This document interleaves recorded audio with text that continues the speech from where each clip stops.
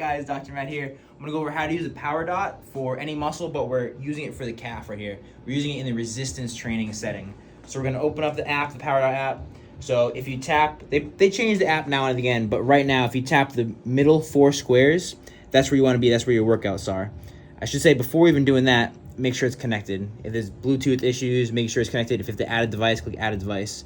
But we're gonna go to those 4 squares, go to focus on, and then for the calf, you can choose any muscle you want, but for that anterior tib, we're scrolling all the way to the bottom, tib, front calf, and then for the resistance setting, we're scrolling all the way down to that bottom right resistance.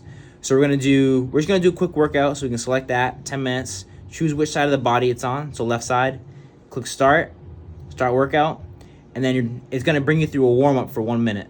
So you can bring that level up, basically just until you feel like the muscle is starting to contract in that front of your calf.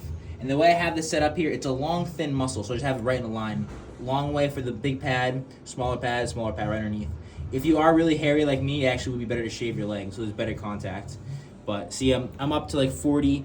The number is gonna change a little bit each time you do it, based on exactly where you put the pad, so don't worry too much about that. But I'm already starting to get a little bit, here, I'll sit down so you can see.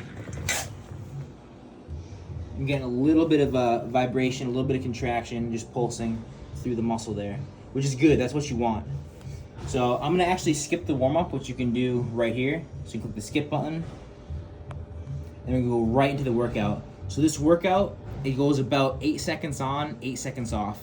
So right now it's on with the blue bar, it's pulling pretty hard, and now it's relaxed. It gives your body a little bit of a rest. So each time it goes on, you also wanna, at the same time, pull your foot and contract your muscle at the same time. Don't just let the machine do all the work for you. You wanna actually help the machine and work with the machine.